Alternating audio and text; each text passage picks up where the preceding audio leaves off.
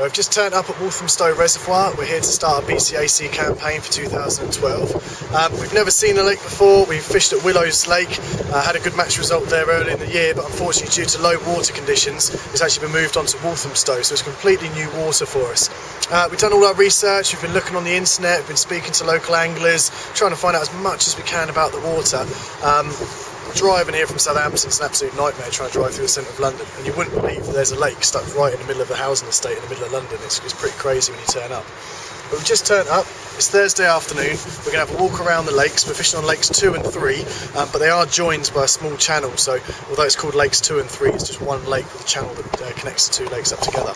And we're going to have a little look around, go through our swim choices and see if we can see some fish. But we can see the lakes from over just past the railway lines there, and they do look quite nice, so I'm looking forward to getting onto the complex.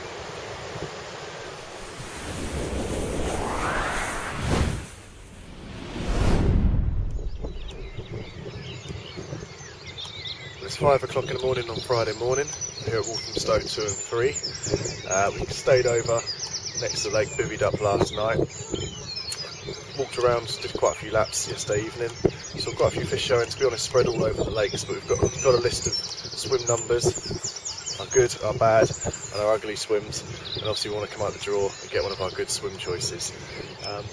Most people are still asleep. We set the alarm for 4:30 this morning. It's an opportunity to get up before everyone else, come walk around the lake, see if we can spot some fish, just trying to make it better of a choice when it comes down to the draw. But the weather's looking quite moody, to be honest with you. It feels more like November than it does April. It's almost May, it's the end of April. But we're just hoping we can spot a few fish top in and move in this morning, and like I say, get on the fish right from the start, get a few early fish, and whilst everyone else is asleep, get a little edge and an advantage over the competitors. But yep, we're hoping for a good draw and a good match.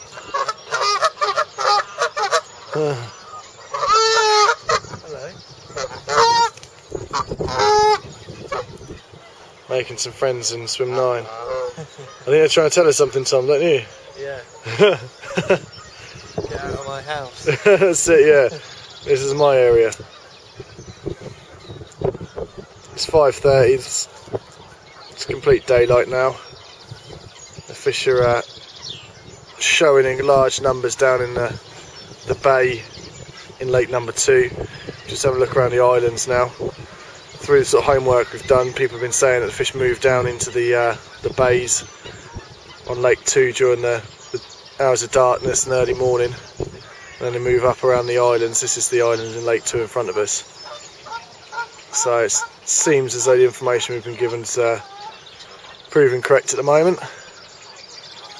The island there, just off to the right, just above where T's head is. Over the far side by the pylon is the Tea Party 2 swim, and then just to the left of that you just see the gap that leads over into lake number 3. So we're going to have a good walk around,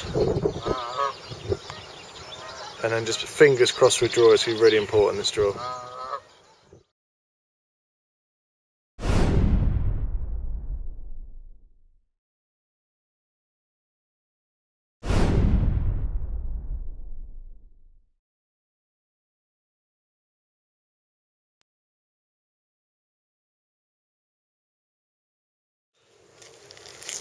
Oh yeah. Oh, look at that. Is There we go. stunning, mate, isn't it? First afternoon. Reposition the rods. And that's what we get.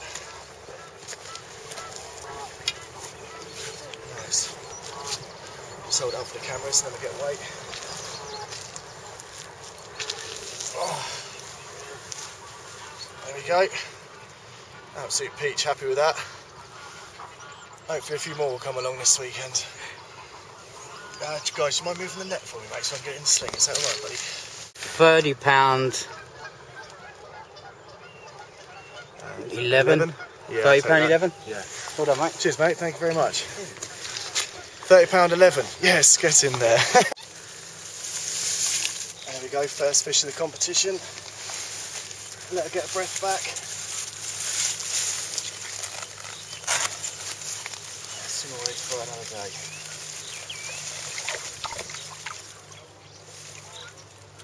Nice. Okay everyone, so we've just put back the £30 mirror carp that I just had. We're fishing at Walthamstow in the BCAC qualifiers. It's Friday afternoon and we came out really badly in the draw. We came out, I think it was 10th out of 11 people. We ended up in a swim down at the wrong end of the lake, or what we thought was the wrong end of the lake. But what we've done, and I'm going to talk you through it in just a second, is we've approached the swim and been positive about it. Kept everything pinned down to the lake bed. Tried to make as least disturbance as possible, and it's worked. We've basically found that the fish have moved in. I don't know what's happening at the other end of the lake, but maybe there's a bit of noise and disturbance. The fish seem to have moved in front of us, and I've managed to pick off a lovely £30 mirror carp, which is, you know, a really good start. I think it puts us in second or third place at the moment. The other thing that I did that might have helped to produce the fish, you never quite know, but is actually just changed my rigs over. In Lake 3, you've got Lake 2 and Lake 3, they're connected by a little channel that's behind us there. Lake 3 is a lot more silty than Lake 2. Lake 2's got a hard bottom, about 8-9 foot of water. When you come up into this lake, Lake 3, we've got about 4 or 5 foot of water and a lot of silt out in front of us. And what I've done is I'm fishing 10 foot of lead core, and I've got the Mirage line on there, fluorocarbon line, which is pinned down to the deck. I actually changed over to these rigs here, which is a size 10 mugger. And what I've done, I don't know if you can actually pick it up on the camera, is that I've put a Trickster braided hair on there, held into position, whipped into position with a knotless knot. But rather than putting, this is the Shore Flow 20 pound mono there, rather than putting it back down like you would normally on a knotless knot, I've actually put it up the other way through the eye. And what that means is that rather than kicking it out too much, when it's just sitting there, it sits perfectly like so. So it allows me to fish with a mono hook link, and you can see the sinkers down the line there, but with the flexibility on the hair of the Trickster. And the fish that I caught was absolutely nailed in the bottom lip. It was absolutely a sweet hook hold. When we cast down to silt, fishing a helicopter rig, or even a lead clip style with a light lead, I'm using light leads out there, that's going to sit up in the water, PVA foam, when it dissolves, come down and actually lay down on the lake bed over the baited spots that we've got. Whether it made a difference, I don't know, but I changed over to these rigs and literally within 5-10 minutes that 30 picked up the bait. So, you know, it's one of those confidence things, and when we're doing these matches, it's all about confidence. 1 minute we're going under and we're like, oh my god, you know, we've got a swim we didn't want, there's no fish in front of us, we've got hardly any depth of water out in front of us, loads of silt, and then it just takes a few little changes, and then you get a fish on the bank, and then you're like, right, okay, we're on it. It's early in the match, we're in second, third place or something, and yeah, we're going for it now. But it's looking good. That's the hook link I was using, Shore Flow. Real supple, 20 pounds, but really, really supple. And then the Trickster braid that I was using to actually tie the hair. So they're the two things that we're using to be combined for that rig. If I get a chance when I get back, I'll do it actually a piece to camera on how I'm tying those rigs up with the Shore Flow with the flexible braided hair. But the other thing as well is I don't know, again, I don't know if the camera will pick it up. We'd have to make do in a real tight swim here. I don't know if you can, again, pick this up on the camera, but I'm sat on my bed chair on my bivvy. There's the water about half a metre in front of where I'm sitting, and my rods are actually, the butts of the rods are coming up underneath the bed chair here. That's because the only other place that we could actually put the bivvies was right up the top of the steps, which is quite a long distance away from the rods, and I want to be on the rods as soon as that any twitch, any indication on these rods, I want to know about it. I want to be woken up and I want to be on there, and also it allows me to watch the water. In these competitions and whenever we go fishing, you're watching the water for the amount of hours you're awake. You want to be watching the water. If a fish rolls over here, you want to know about it, you want to make that decision to put a bait on it if you want to, or you want to be watching where the fish are moving and trying to track their progress through your swim so you can capitalise on when they are in your swim. Rod-wise though, if you look down at the bobbins here, you see that I've got slack lines. This line is super slack. That's this is the Mirage 14-pound fluorocarbon. Sinks like a stone, and off the rod tops it just goes straight down and it's pinned to the lake bed.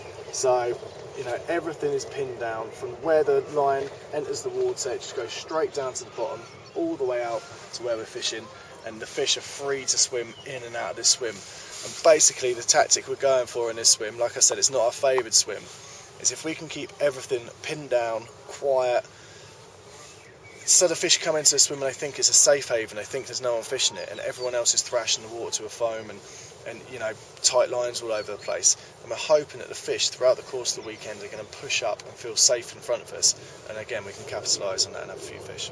But anyway, that just explains a little bit about what we're doing. Whether a change of rig actually worked, I don't know, but my confidence has gone up 100-fold from what it was about half an hour ago, so I'm happy.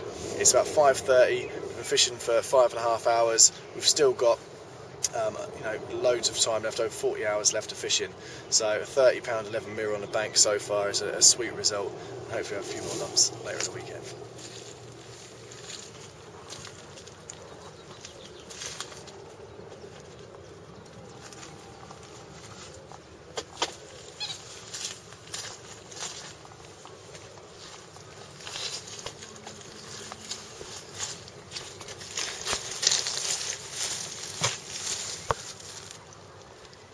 We're here, it's Sunday morning. As you can see, the conditions have changed really for the worse, to be honest. We've got real cold northeasterly winds moving in front of us now. It's been hammering it down all night, and the lake seems to have shut up shop last night. Not many fish have been caught. We're in 7th place at the moment. I've just managed to catch a fish from the island, a rod where I've had it out all weekend and it's finally gone off. I think it's going to maybe move us up 1 place, but we still need another, I think, a double to put us up there. So fingers crossed we're going to keep going. We're going to get this fish out now and weigh it. The fish that Tom's just taken. Real long, lean looking fish. Still a bit lively. There you go. Nice. So, not enough to put us up in the qualifying spot, but we're close. Let's see what she weighs. £18.5. Still need another fish, but well happy with that. Right, let's get back to you.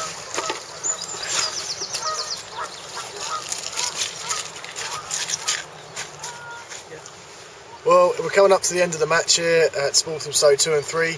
Unfortunately, we haven't qualified this year. We've had 2 fish out, a 30-pounder. Tom had that 18-pounder this morning, but we've been down in Lake 3. The fish seem to be all stacked up in Lake 2. I think Tim from it and Kemp had 2 fish today, so they're now in 2nd place. 1st place is swim 7 down by the boom, and then there's been a real tight battle between 3rd, 4th, 5th, and we've been just outside that battle with the 2 fish that we've had. But we've enjoyed it. The weather's been horrible. It's been pouring down with rain. Gale force winds all weekend. It doesn't feel like April at all, so hopefully summer's going to arrive soon that we can carry on and do some more competitions. But hopefully you've enjoyed watching this. No wins for us this time, but it's a diary of a competition carp angler and you can't win them all.